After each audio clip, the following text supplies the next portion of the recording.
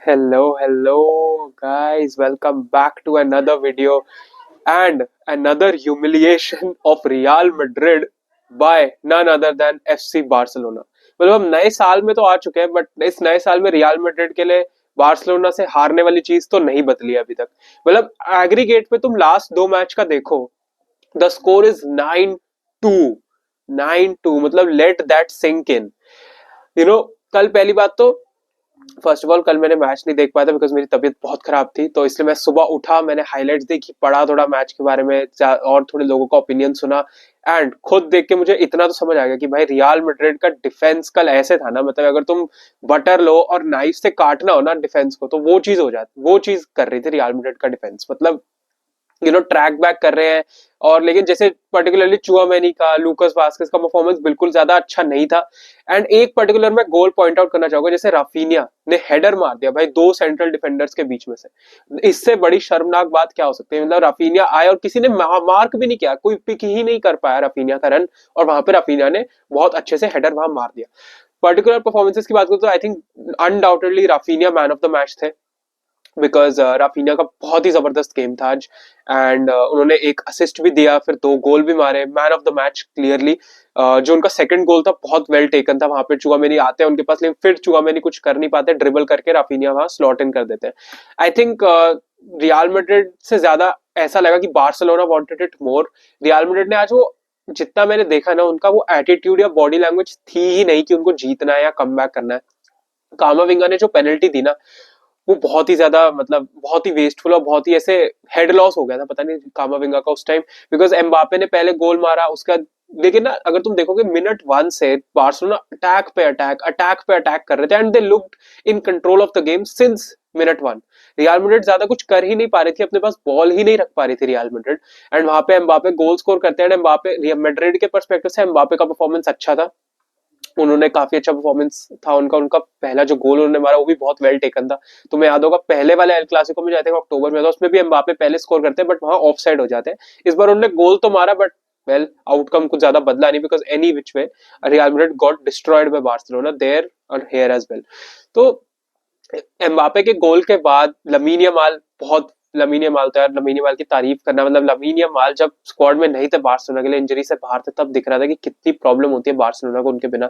And lamin Yamal अब वापस आ गया है, तो lamin Yamal is bowling out man, मतलब वो बहुत ही क्रूशियल पार्ट है बार्सिलोना के अटैक के लिए। एंड वो बहुत बहुत जबरदस्त गोल मारा उन्होंने, और 1-1 हो जाता है। लेकिन उसके बाद कामाविंगा ने बहुत ही गंदा चैलेंज किया यार, मतलब I don't know what was he trying to do there. वहां पे उनकी, वहां पे वो पता नहीं बॉल के लिए तो जा ही नहीं रहे थे, और वो क्लियर पेनल्टी थी जहां पे लेवेंडोव्स्की बहुत इजीली वहां स्कोर कर देते हैं। उसके बाद ऐसा लगा बस रियल मैड्रिड कहना, मतलब रियल मैड्रिड कुछ ज्यादा कर ही नहीं पा रहे थे।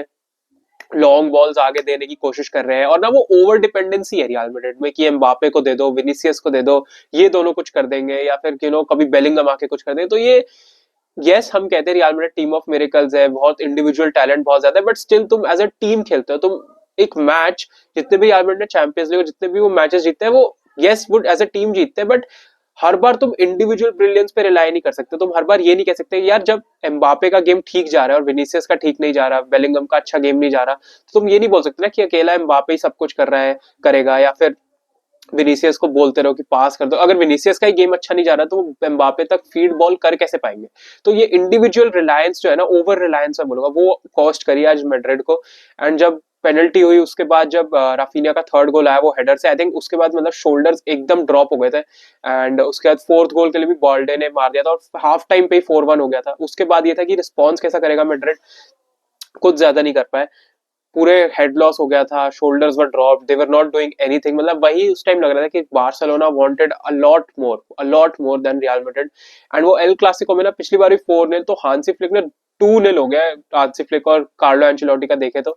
एंड दोनों बारी ह्यूमिलिएट ही किया, मतलब।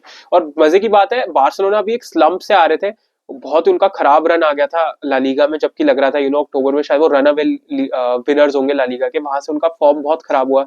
मैड्रिड आई मिक्स में, वो टॉप ऑफ द टेबल चले गए।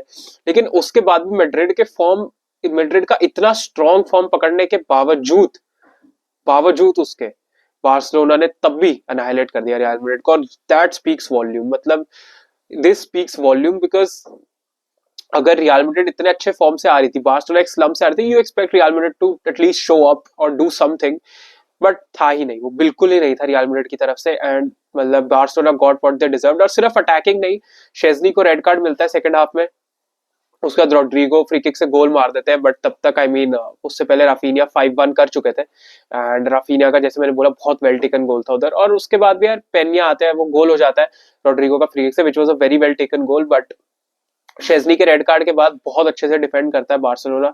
उनको पता था मैच में ज्यादा कुछ है नहीं, तो अटैक तो ज्यादा वो कर नहीं रहे थे, अपने पास बॉल रख रहे थे। एंड रियल मैड्रिड आ रही थी, लॉन्ग बॉल्स दे रहे थे ताकि अटैक पे निकाले अपने प्लेयर्स को, लेकिन कुछ ज्यादा नहीं हो पा रहा था। और बहुत अच्छी डिफेंडिंग करी बार्सिलोना ने, और पेन्या का बहुत अच्छा एक सेव भी था एम्बापे की शॉट द्वारा लास्ट के कुछ टाइम में। तो it was a very very good team performance. और यही डिफरेंस है, बार्सिलोना ने इतना अच्छा टीम परफॉर्मेंस दिया अटैक में भी और शेजनी के रेड कार्ड के बाद डिफेंस में भी। Real Madrid lack that today. मतलब रियल मैड्रिड सिर्फ इंडिविजुअल ब्रिलियंस पे रिलाई कर रहे थे, सुपरस्टार्स है उनके पास, हमको पता है, बट यार this is not how you show up in a super cup final, Spanish super cup final. और जैसा कि ये तो सऊदी में ही खेला जा रहा था, बट स्टिल मतलब that should not play any factor here, क्योंकि ये मैच इंपॉर्टेंट था, एक फाइनल था, एक ट्रॉफी के लिए था। बट बार्सिलोना ने ले लिया वो ट्रॉफी। बार्सिलोना ने अपना 2025 एक ट्रॉफी के साथ स्टार्ट कर लिया है, and Real Madrid have been buried in the grave again by Barcelona. और वेरी वेल डिजर्व्ड यार, very well deserved I think. Real Madrid को अपनी मतलब चुआमेनी की परफॉर्मेंस, वास्केस की परफॉर्मेंस, वेलवर्डे भी हार्ड वर्क कर रहे थे, बट अगेन ज्यादा कुछ कर नहीं पा रहे थे। आई थिंक ये स्कोर लाइन और भी ज्यादा हो सकती थी, बिकॉज बहुत चांसेस क्रिएट कर रहे थे बार्सिलोना, और ये कुछ भी ज्यादा मतलब एग्रीगेट पे हो सकता है डबल डिजिट्स में स्कोर हो जाता है, 10-11 हो जाता है, but it is what it is. I think very well deserve win for Barcelona. Barcelona ने दिखाया कि वो इतने अच्छे स्ट्रॉन्ग फॉर्म में क्यों, और इस विक्ट्री से उनको बहुत कॉन्फिडेंस मिलेगा अपना वो वाला फॉर्म रीगेन करने का जो उन्होंने थोड़े टाइम पहले खो दिया था। इस विक्ट्री से डेफिनेटली वो उनके हेड हाई होंगे, एंड अब वो ज्यादा एडरलिन रश पे होंगे कि भाई अब तो हमको करके दिखाना है, अब तो हमको आगे के अपने मैचेस जीतने हैं। और जो वो स्लम्प था उनका, आई थिंक वो कंप्लीटली ओवर हो चुका है। And yes, Real Madrid really need to work on their stuff man, they really have to. And अगर स्टफ पे वर्क करने की बात करें तो भाई आर्सेनल और यूनाइटेड की भी बात कर लेते हैं। आर्सेनल को बहुत काम करने की जरूरत है, आर्टेटा को भी बहुत काम करने की जरूरत है, of the pitch and on the pitch. Of the pitch में बात करूं तो आर्सेनल को भाई नंबर 9 एक चाहिए, अटैकर्स उनको चाहिए। हैवर्ट्स, आई थिंक जितने आर्सेनल फैंस कहते हैं ना thank you Havertz, thank you Chelsea और ये सारी चीजें, भाई अब तुमने देख लिया हैवर्ट्स ने सिंगल हैंडेडली कॉस्ट किया कल आर्सेनल को एफए कप के आगे वाले राउंड में जाने से। इतने चांस हैवर्ट्स के पास आए, और उसके बाद हैवर्ट्स ने पेनल्टी भी मिस कर दी, एंड वहां पे आर्सेनल के होप्स खत्म हो गए। ऑल्बिट मैं यूनाइटेड से कोई क्रेडिट अवे नहीं लूंगा, बिकॉज मैनचेस्टर यूनाइटेड का परफॉर्मेंस वाज एब्सोल्युटली अमेजिंग। वो मैच मैंने पूरा देखा था। मैनचेस्टर यूनाइटेड फर्स्ट हाफ काफी स्लगिश था, लेकिन सेकंड हाफ में मैनचेस्टर यूनाइटेड शोड अप। और उसके बाद सबसे अच्छी मजे की बात पता है क्या है, ये यूनाइटेड 10 मैन डाउन हो गए थे, डायलो को रेड कार्ड मिल गया था, which was very stupid by the way कि उन्होंने सेकंड येलो कार्ड पे होके वैसा चैलेंज किया। बट उसके बावजूद बहुत अच्छा परफॉर्मेंस था। मैगवायर का तुम रिसर्जेंस देखो भाई, मतलब मैगवायर कितना ज्यादा बुली होने के बाद भी ऐसा उनका रिसर्जेंस आया फॉर्म में, और एक लीडर बन गया है वो उनके 3 एट द बैक सिस्टम में। लिसांड्रो मार्टिनेज, डिलिक्ट का बहुत अच्छा परफॉर्मेंस था, डिलिक्ट ने बहुत अच्छा क्लियरेंस भी किया था एक्स्ट्रा टाइम में।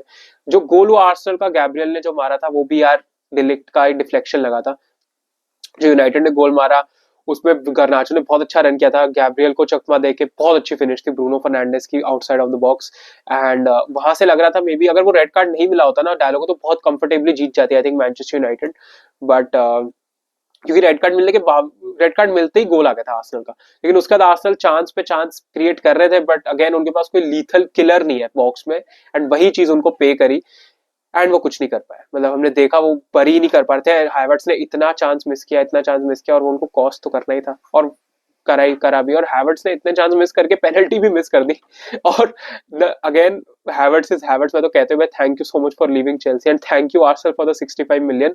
But jokes aside, I think Manchester United के, जिसमें मैंने बात किया डिफेंडर्स का परफॉर्मेंस अच्छा था, ब्रूनो फर्नांडिस का काफी इमेंस परफॉर्मेंस था, but taking nothing away from their keeper यार। बयान डीर आई थिंक उनके कीपर का नाम है, sorry if I pronounced it wrong, but what a performance. मतलब राया का इतना हाई लेवल एक्सपीरियंस है, लेकिन इस पर्टिकुलर मैच में हाई ऑन कॉन्फिडेंस बयान डीर थे, क्योंकि इतने वर्ल्ड क्लास सेव्स उन्होंने पुल ऑफ किए मैच के बीच में भी। पेनल्टी, ओडेगार्ड की पेनल्टी भी रोकी, और by the way referee, what a pathetic referee it was भाई, मतलब पैथेटिक रेफरिंग थी, पैथेटिक। बहुत ही घटिया रेफरिंग थी यार। आर्सेनल की तरफ पता नहीं फेवर रेफरी, और पता है क्या होता है इसमें, कोई टीम की ज्यादा गलती नहीं होती, पर जब कोई रेफरी इन्फ्लुएंस करता है ना डिसीजंस की, मतलब ये पेनल्टी नहीं थी, ये पेनल्टी दे दी, और बहुत ही गंदे डिसीजन लेते, तो मैच की ओवरऑल क्वालिटी ड्रॉप हो जाती है।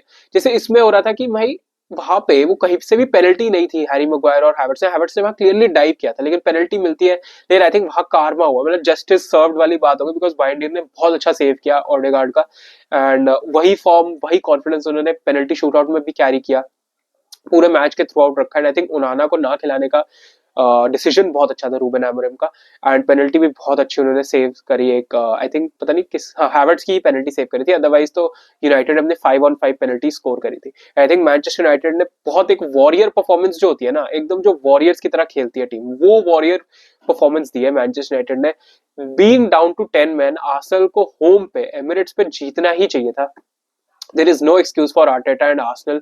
एक और मेजर ट्रॉफी से मिस आउट कर गया इस सीजन। अब उनके पास प्रीमियर लीग और चैंपियंस लीग में, let's be honest, Premier League में Liverpool are running away with it, and Champions League में well we all no champions League में क्या होने वाला है। एंड चैंपियंस लीग में आर्सेनल इतना आगे शायद ना जा पाए, मतलब फाइनल्स में तो नहीं जा पाएगी। एंड कैराबाओ कप में भी 2-0 down against Newcastle, yes against Newcastle, and वहां भी कम बैक करना मुश्किल होगा। तो अगेन आर्टेटा पे सवाल उठने चाहिए, बिकॉज ये 3rd-4th सीजन है।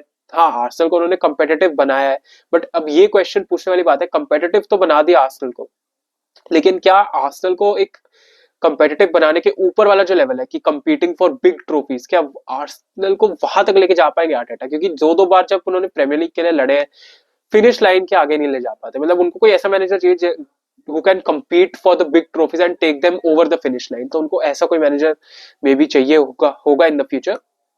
बट यस, तो वेरी शेमफुल फॉर आर्सेनल यार। आर्सेनल के फेवर में बहुत डिसीजंस जा रहे थे, but still Arsenal could not win the match. And Havertz का बहुत ही डिजास्टर क्लास परफॉर्मेंस था, let's be honest.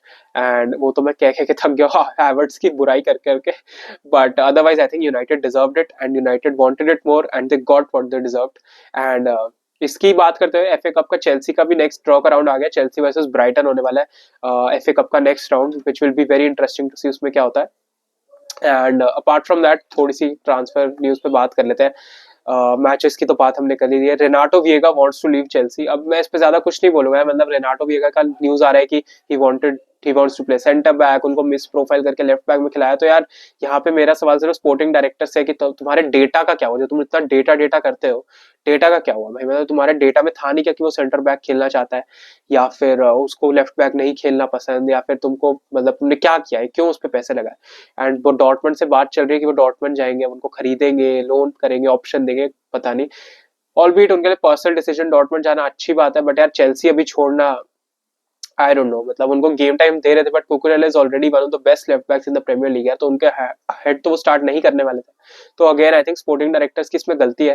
And I am very very very, मतलब तुम कह सकते हो I am disappointed with the sporting director and with this management, because ये बहुत मिसमैनेजमेंट है यार प्लेयर्स की। एंड एनकुंकू के साथ तो चलो जो हो रहा है, रेनाटो विएगा की न्यूज जो आ रही है निकल के, वो काफी ज्यादा एक वियर्ड चीज भी और अच्छा साइन नहीं देती। एंड बाकी लीग में देखा जाए तो well Kvaratskhelia is to PSG is almost done, वो डील होने ही वाली है बस, and it's very very close. And City to Marmoush to City and खुनसोव, I think if I am pronouncing the name right, वो डिफेंडर उन्होंने sign कर लिया है, and Marmoush is also close to joining Manchester City. तो again Chelsea कि striker से links नहीं ज्यादा आ रहे हैं, तो आना बहुत जरूरी है, बिकॉज सिटी ने रीइंफोर्समेंट्स कर लिए, सिटी विल बी बैक।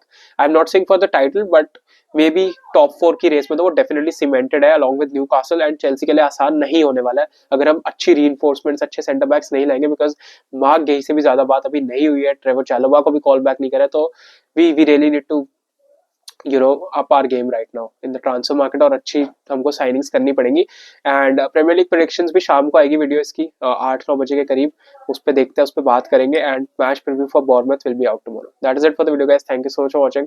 तब तो मैं थोड़ा रेस्ट करता हूँ, and I will be back with another video. Thank you so much guys, bye bye, peace out, and congrats to all the Barcelona fans for your first trophy of 2025. Bye bye.